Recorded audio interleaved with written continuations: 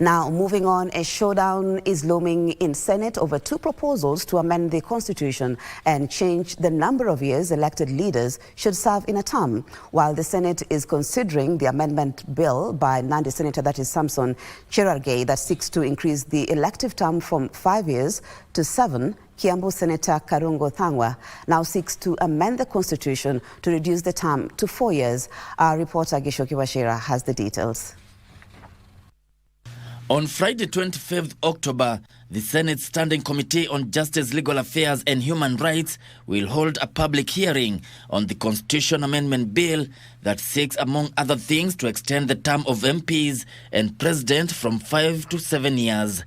But as Kenyans ready to engage the senators on the bill, Kiambu Senator Karungo Thangwa is preparing another amendment bill that seeks to reduce the term for elected leaders from 5 years to 4 years. Wakenya, kama ushaisema, umejiambia, ushaifikiria ati siku moja utatetea nchi yako, wakati ni sasa. Tukatae mfumo wa miaka 7, hata ule watano ambao tuko nao tukatae, tukubaliane na hii proposal yangu nimeleta, tuweke miaka 4. The Kiambu senator, who is allied to the embattled Deputy President Rigathi Gachagua, argues extending the term to 7 years will be laying ground for authoritarianism and threatens democracy. Hiyo ni kumaanisha kuna watu wataki kutoka mamlakani. Na ukiangalia mwenye ameleta hoja hili, kwenye ametoka, na vile alipiga kura ya kumfurusha Gachagua, inaonekana huu ni mpango. Senator Thangwa instead wants the term reduced to 4 years to enhance accountability and prevent power consolidation. Na wakati Senate itakuja kujadilia maneno haya, mimi nauliza Wakenya, ongeeni kwanza. Mukiongea tunaogopa, kama hamjui, tuwaogopa. Kwa hivyo ongeeni ndio tuogope. Currently, the elected leaders serve for 5-year terms before seeking re-election. The president and governors are restricted to 2 consecutive terms, while members of parliament and MCAs have no term limits. Thank you, Gishuki Washira, for that report. To reduce or not to reduce, so you have a chance, that is until tomorrow, to present your views to the Senate. Moving on to educational matters, where the government is putting all measures to ensure the smooth transition of grade 9 pupils at the start of the 2025 academic calendar. Education Cabinet Secretary, that is Julius Migos Ogamba, says the infrastructure and human capital are in place to facilitate learning as envisioned in the competency-based curriculum. Frederick Parsayo reports. The launch of distribution of grade 9 textbooks to junior secondary schools at the Kenya Institute of Curriculum Development, KICD, in Nairobi. It is here that Education Cabinet Secretary Julius Migos Ogamba affirmed that the government was on course to fully implement the competency-based curriculum. In terms of the government's preparedness to handle the grade 9, we are at an advanced stage, and we are sure that come January we will have covered the areas that need to be covered. The Presidential Working Party went around the country, and 93% of the people who were interviewed through public participation confirmed that they want grade 9 domiciled in primary schools. In fact, it is now called junior school. So 7, 8 and 9, junior school domiciled in primary school. Next year, the CBC will be in grade 9, and Ogamba assured that more classrooms are being constructed in primary schools to accommodate them. We've already done 3,500 classrooms. The next slot, that is 7,500, is ongoing. We are in between, I think, 22% to 68% complete. The government, in collaboration with the Teacher Service Commission, has also trained and deployed more teachers. We've retooled and trained over 66,000 teachers who will be dealing with this particular section. That we give a ratio of 40 to 60, and in that particular blend, then we give that particular freedom to teachers to be able to socialize with a wider scope of content. Separately, TSC Chief Executive Officer Nancy Macharia, who appeared before the National Assembly Education Committee, said 48,550 JSS teachers have been recruited in the last 2 financial years to ensure a smooth transition to grade 9. TSC, however, acknowledged a shortage of science teachers, especially physics. We don't have enough science teachers in this country. We have done that continuously, And sometimes, even before the CBC, I think I've appeared here, and I have said, you will advertise for a physics teacher in the whole country, and you can't get.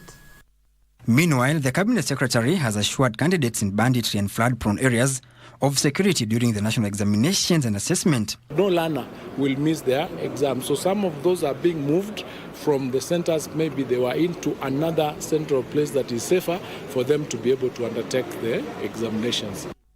The 2024 Kenya Certificate of Secondary Education examinations began on Tuesday, while grade 6 learners are expected to sit for the Kenya Primary School Education Assessment from 28th to 30th October. In a bid to broaden the learning scope of grade 9 learners, the government now says it will issue 2 sets of different textbooks from different publishers. Parsai Frederick, Nairobi. Thank you, Frederick.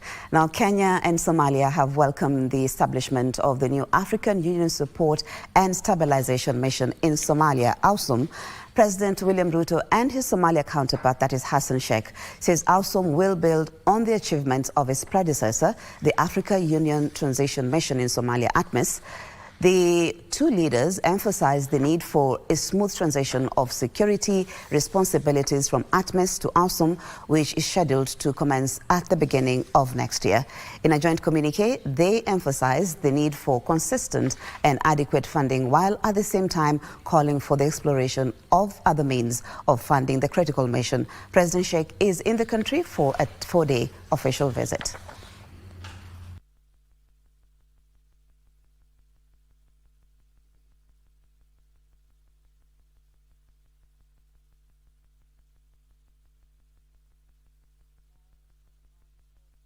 Taveta County officials accused of embezzling 4 million shillings from the county coffers between the 24th and the 27th of November 2022 under the disguise of organizing an event to commemorate World War I were released on bond on Tuesday by a Mombasa law court.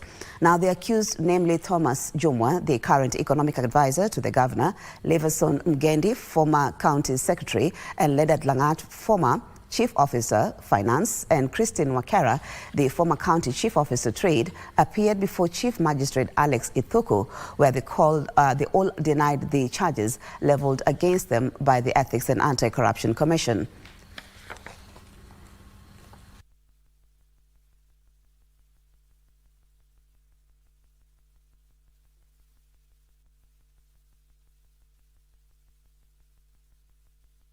And 27th November 2022 without budgetary provisions for the financial year 2022-2023. First accused person, Thomas. Second accused person. Third accused person. Fourth accused person. The total sums indicated in those counts come to just over Kenya shillings 4 million. As noted above, the constitutional right to bond has not been opposed. In my view, for the second to fourth accused persons, a bond of Kenya shillings 1 million with one surety of similar amount, and in the alternative, cash bail of Kenya shillings 200,000 will be reasonable. For the first accused person, it is my finding that the number of counts and the sums involved should be a factor in the consideration for what is reasonable. I therefore proceed to also grant him a bond in the sum of Kenya shillings 2 million with one surety of similar amount, or in the alternative, he will be allowed to pay cash bail Kenya shillings 500,000. Let's look at the counties now, where two theft suspects, that is, were burned to death by an angry mob in Bushiri Market, that is in Navakolo constituency in Kakamega County. Traders at the market said the suspects were involved in the robbery of wholesale and barber shops. Details in our County News Roundup. Pakirui said that the two robbery suspects may have been part of a gang that has been troubling the residents of Bushiri. Na wezi walikuja wakabomoa kinyozi yangu nyuma, wakaniibia mashini, TV, na nilikuwa nimeweka stock ya nguo karibu 80,000, zote zimeenda. Kwa hivyo kama serikali tunaomba, kwa sababu ya security iko chini hapa Bushiri, tunaomba mtupatie police post hapa Bushiri ndipoza tuweze kuendelea na biashara yetu tukiwa salama. Elsewhere, residents of Shariako Estate in Homa Bay Town are calling for the relocation of a woman involved in the sale of illicit brew, changa, citing ongoing disturbances linked to her illegal business. Anaanza hata kila popote ni pombe, karibu na shule anauza pombe. Sasa tunaomba serikali atusaidie.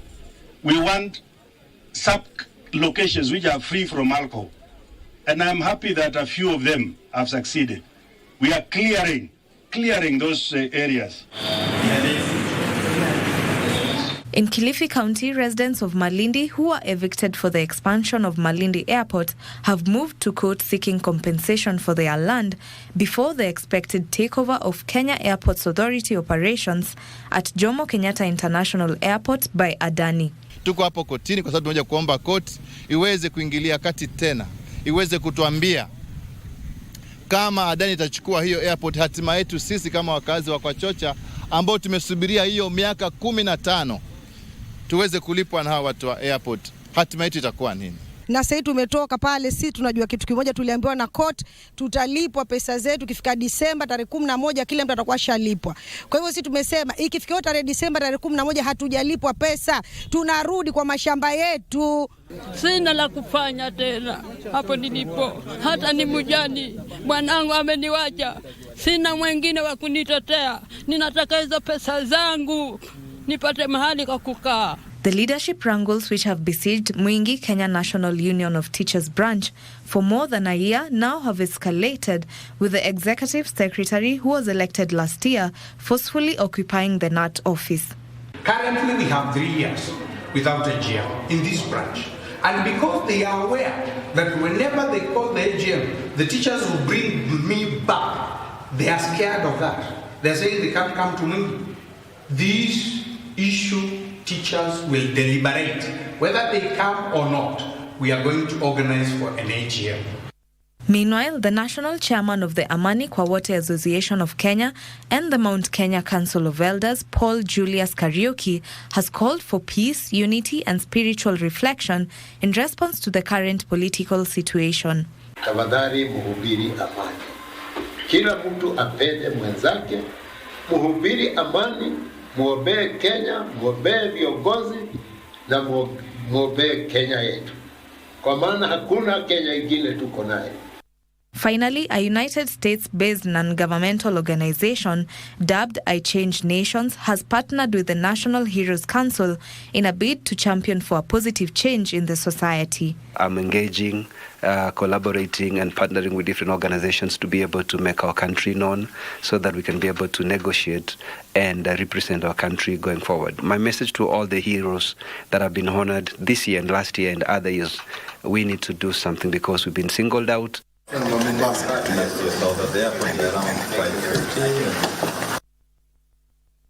And from the counties, we head to business news, where Kenya will spend billions of shillings to construct water storage facilities in a bid to deal with endemic water problems. The government will increase storage capacity to 125 billion cubic meters by the year 2025. Water Cabinet Secretary Eric Muga says the government will further mobilize more than 450 billion shillings to help achieve clean water and sanitation for all Kenyans by the year 2030.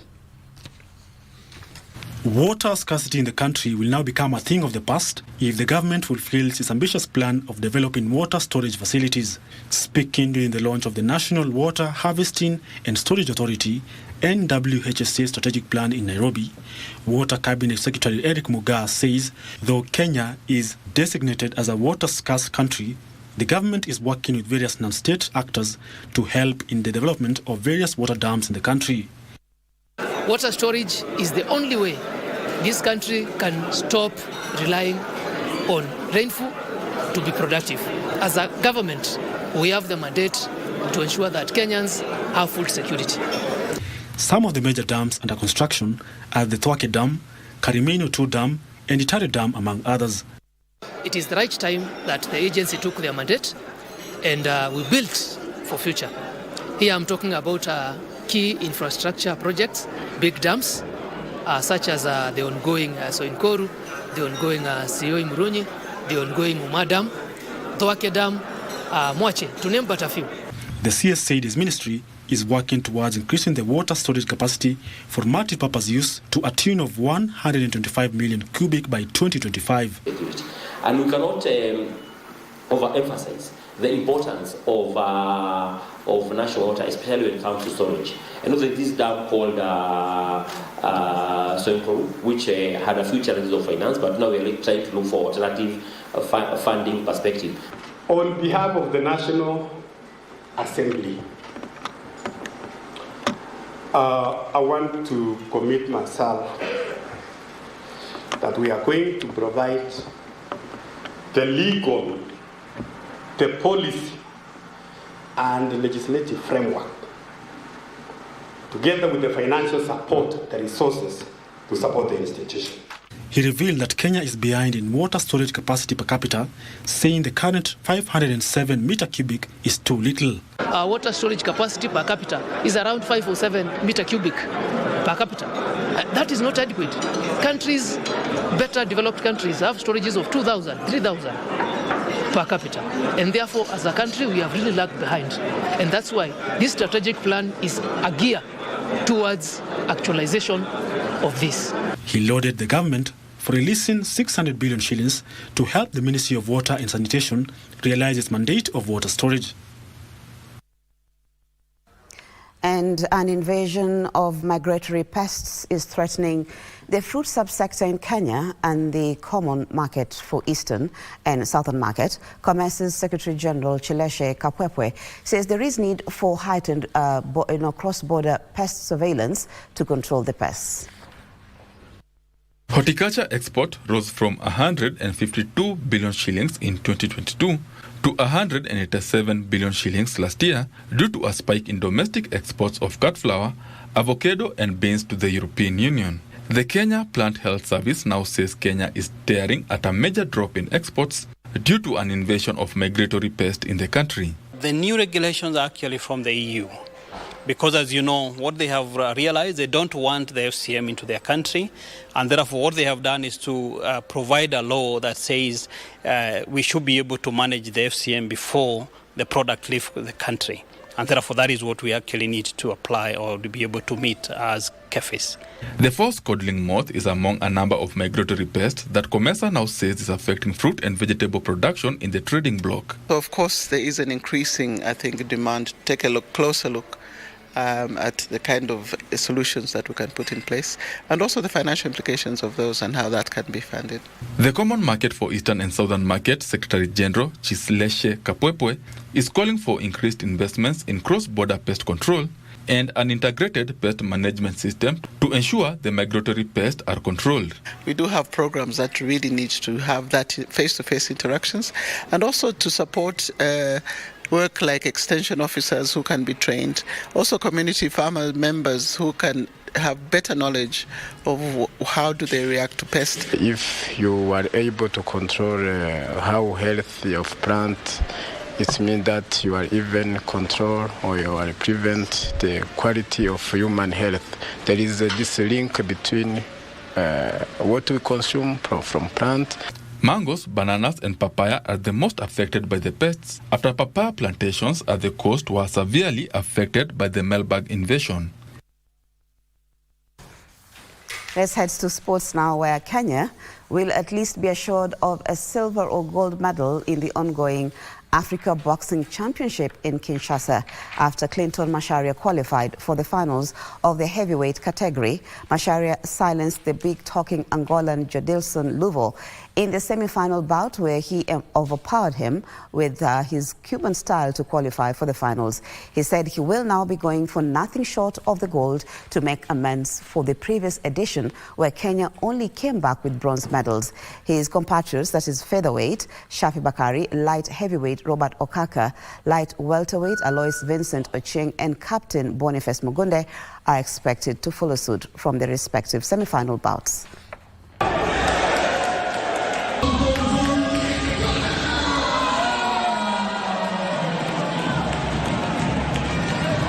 And finally, hope for the best.